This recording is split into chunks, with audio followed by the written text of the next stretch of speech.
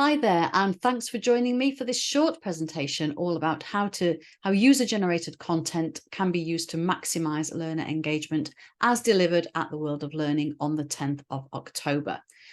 Firstly, let's answer the question, who the hell am I?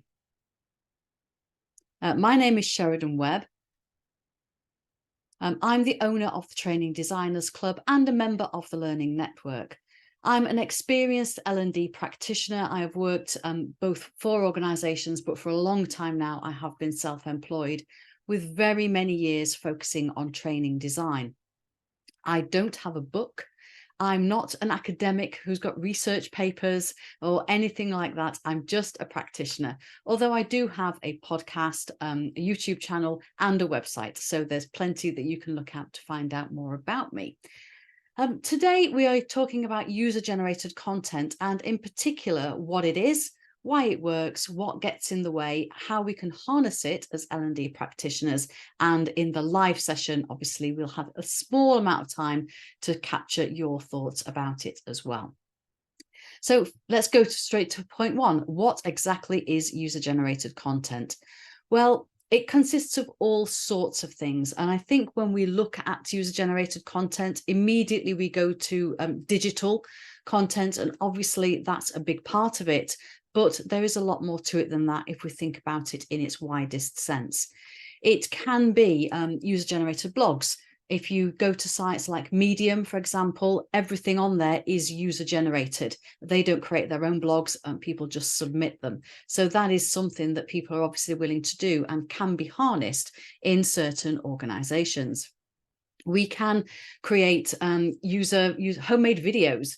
I mean, again, YouTube, one of the biggest platforms out there, and nothing on that platform is created by YouTube. It's all created by people like me, people generating videos for people like them to watch. So this is something that we're all very much in the habit of doing. It can be peer recommendations. So we trust the people that we work with. We believe people who are like us. So if they say this method works, or this tool is better than that tool, or check out this website, we tend to believe them and we follow their recommendations because they've kind of been there before us. They've already found the path. So we're following in their footsteps, and it makes learning a lot more quickly, a lot quicker and a lot more reliable. We can use podcasts. I've already mentioned I've got a podcast, but it doesn't have to be a half-hour episode with music on either side and show notes and all of that sort of thing. It can just be voice notes. I mean, look at the success of Clubhouse, for example. That just shows that people love to listen in, even if it is to conversations and even if it is just a short voice note. If you've got a workforce that spends a lot of time in their vans, then that's something that could potentially work quite well. We can formalize it into question and answer sessions. We can record those verbally. We can record them on video. We can type them up into written format. But quite often, a lot of people don't know that their knowledge and experience is so valuable. And even if they do know, they perhaps don't know how to express it. So running a Q&A with them and ask the expert session is a fantastic way of capturing that expertise and sharing it more widely. As is sharing case studies, telling people stories and explaining what the situation was and how they dealt with it and what resources they used can act as a blueprint for others to learn from and use for themselves in the future. There's also employee checklists. We've been talking a lot so far about user-generated content being created as a standalone thing, but often it can be created as the product of something else. And the reason I say that is that I always remember running a program for a company just before the pandemic, and one of the modules was on handling conflict. And none of the models out there really suited their environment and the type of conflict that they would find themselves having to deal with. So I asked them to create their own model and their own process. And they absolutely loved that. They came up with really detailed explanations as to how it would work, came up with mnemonics and all the rest of it. They took photographs of it, they taught each other, and they decided to use it as their own checklist going forward. Now, we kept that within the group, and it just makes you wonder, maybe we should have shared that more broadly, because that was a fantastic piece of user-generated content that was already approved by people doing the job that we could have perhaps shared. My personal favourite, and I think that's just because I'm such a massive believer in the power of the community, are discussion groups and communities. Now, those discussion groups may be online. The Learning Network uses Slack. The Training Designers Club uses WhatsApp mostly. Obviously, lots of organisations use Teams. They have channels in there. So this discussion is happening anyway. So how are we capturing the learning that's coming out of it? Personally, I make sure that I summarise the learning in a weekly newsletter for our VIP members and capture any links that are signposted into a big database so that we can find them more easily. But in a lot of conversations and notice boards and discussion groups, the learning is brilliant as it happens live, but then it can be quite quickly forgotten. So there's a huge amount of untapped knowledge and resources perhaps occurring in discussion groups that we need to collate and organise in some way. It doesn't have to be online. If you work in a warehouse, for example, or on a construction site, you probably have a notice board. And does it all have to be the fire safety notices? Can there perhaps be a quarter of it that's dedicated to user-generated content and peer learning? Maybe there is somewhere for people to just put their own notices, their own photographs, and share learning that way. Maybe create their own infographics and flowcharts so that their colleagues can just see it as they're going past that notice board every single day and just pick up something useful. I guess this is kind of linked to the discussion groups, but it's perhaps a bit more specific, and that is to have problem-solving clinics. If you have a group of experts, particularly if they are dispersed or working at home, they're probably spending a lot of time and energy solving the same problems individually. So why not bring them together on a regular basis to talk about their challenges and to help each other overcome them? It's certainly something that we do weekly in the Training Designers Club. And it's amazing just how bringing people together, it only needs to be half a dozen. Somebody brings a challenge, you get 5 other people sharing their ideas and expertise. And even if they don't have the answer, they might just ask a question that will prompt someone else's thinking that takes us closer to the solution. It's such a powerful way of learning, and it's immediate and it's practical and it's engaging and it's low cost as well. So problem solving clinics are a fantastic way for us to generate content via users. And the final one, which is a bit of a wrap up, I suppose, of a lot of these, is stories, myths, and legends. Maybe you call it gossip, but stories do live on. And if we tell the stories of how people have successfully dealt with certain situations, that will get filtered throughout the organisation. Yes, it might get a little bit distorted over time, but people do remember the stories. You don't need any tech, you don't need any equipment. It is the sort of information that just makes its way through as and when is necessary. And just to give you a little example of the power of user-generated content, probably about 7 or 8 years ago now, I went to a networking event, and I was very lucky to meet the head of L&D of a large telecommunications business. They had created a fantastic LMS full of loads of useful learning content, everything from compliance to communications, written stuff, videos, and all the rest of it. And the head of L&D said to me, "You'll never guess what the most valuable piece of content on our LMS is." And I said, "Well, I wouldn't." And it turns out that it was a video shot on an engineer's mobile phone demonstrating how to make a shelter out of an umbrella.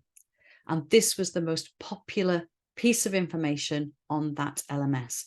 It solved a problem, it was accessible, and the head of L&D actually thought this was brilliant because people were actively going on to see this video, and whilst they were there, they were spotting other pieces of useful content as well.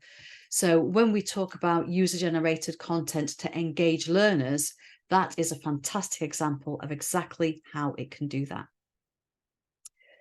There's also, of course, let's not forget the IKEA effect.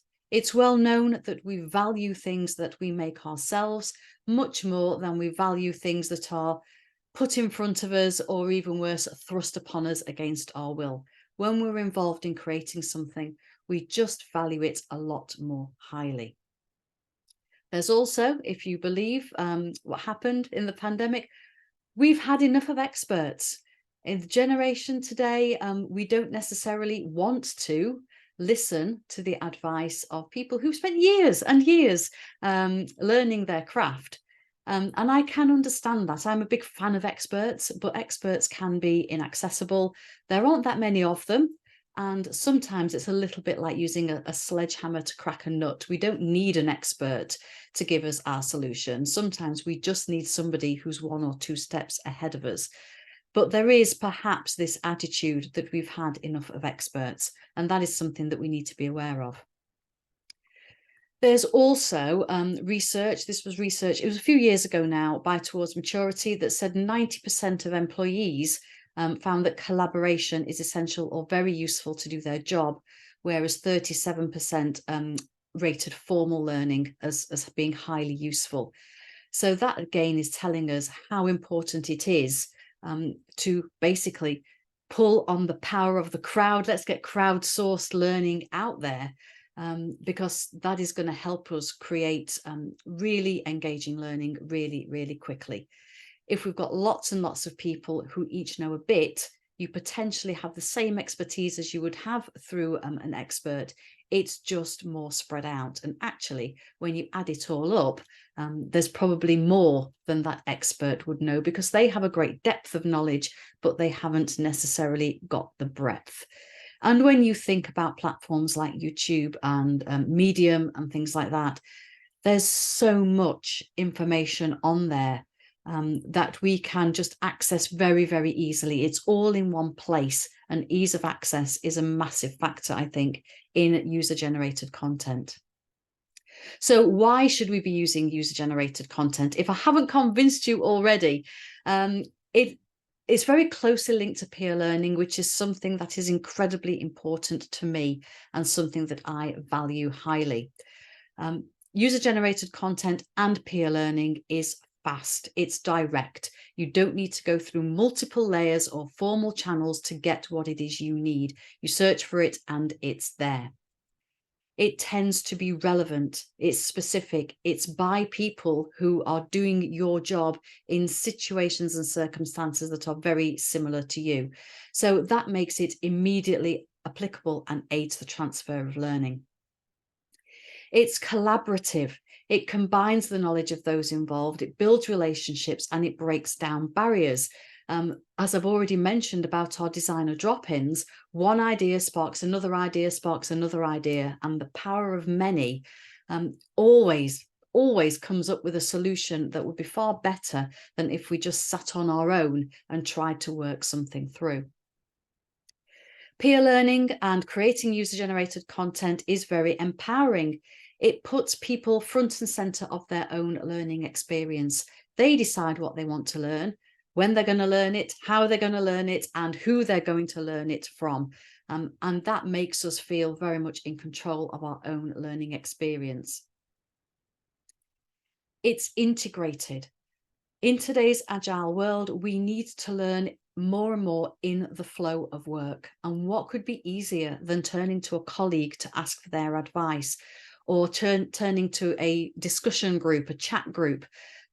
What could be easier than just tapping into one place that has all of your resources collated and knowing that you can find your answer in just a few minutes, and then you can follow through, put it into practice immediately.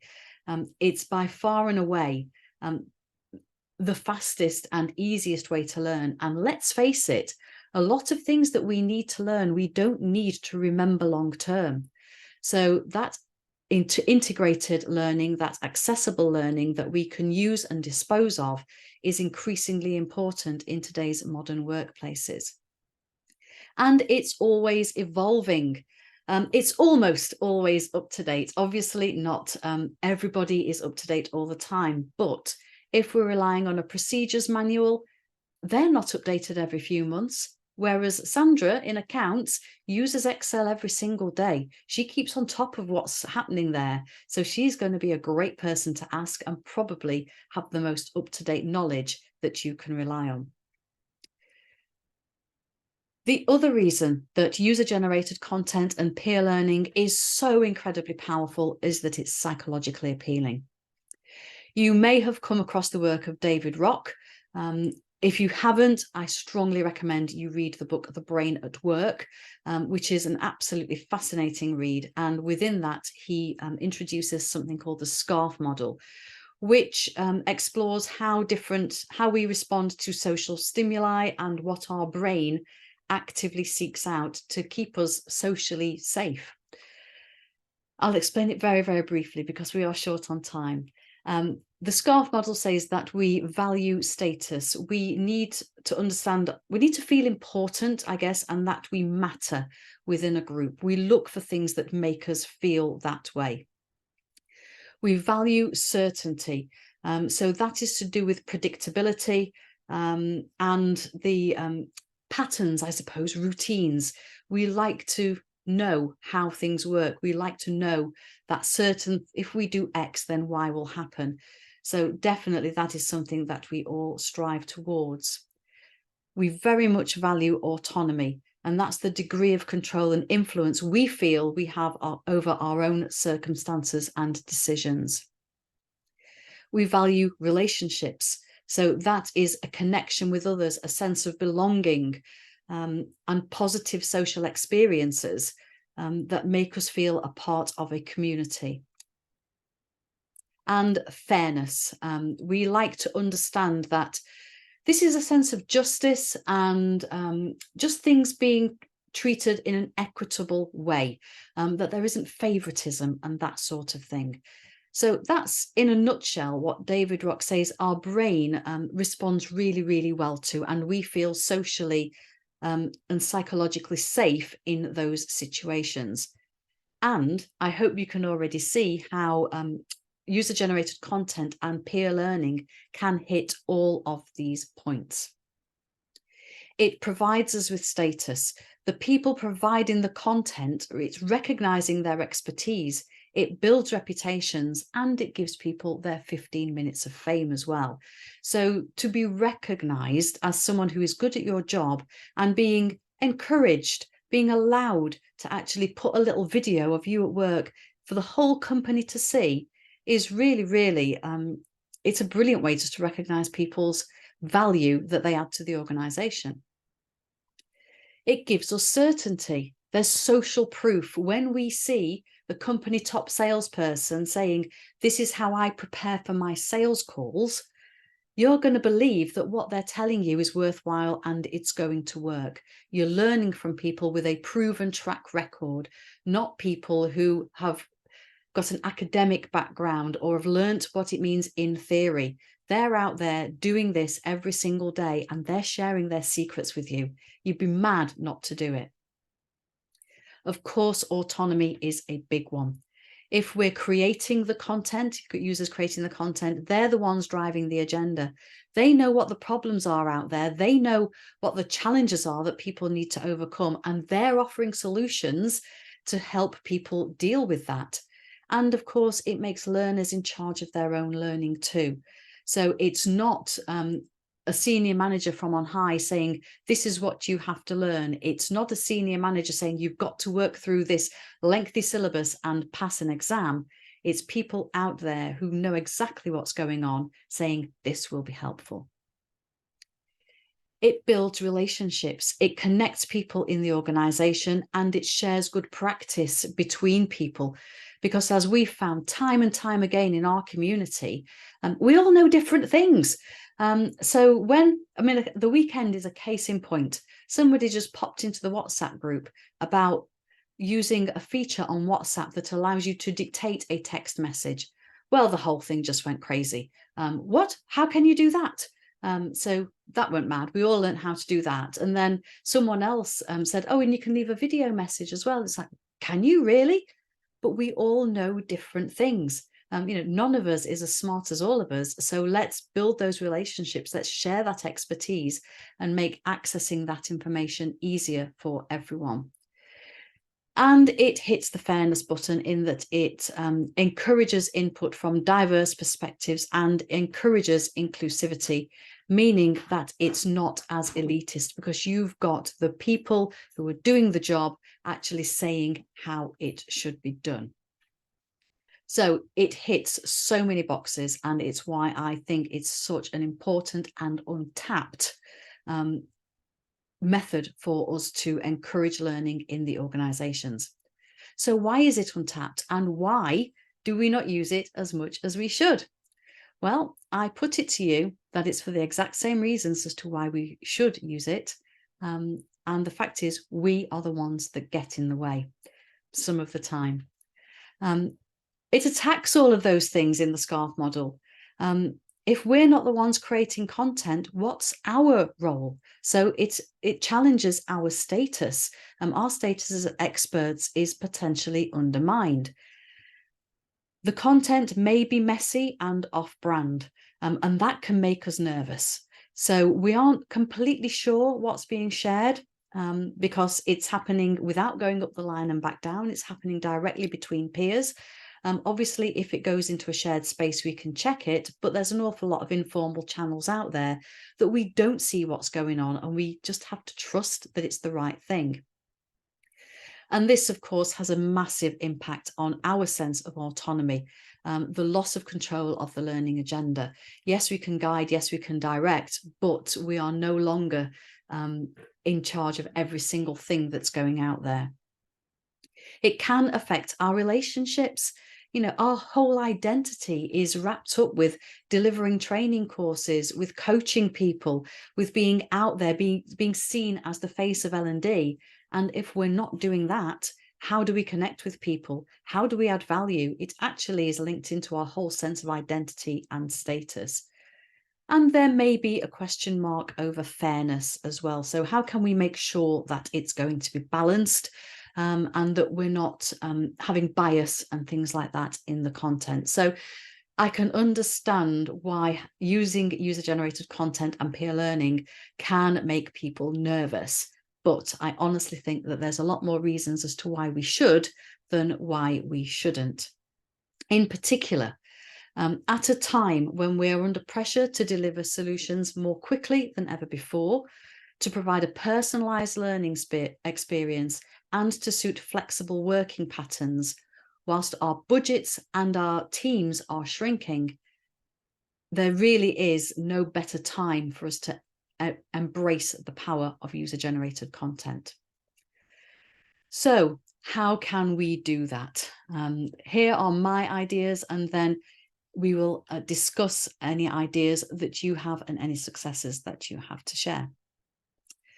A few main points to also cover off some of those challenges with SCARF. Firstly, we need to let go. We need to get over ourselves and get out of our own way and accept that we're not going to be able to control absolutely everything.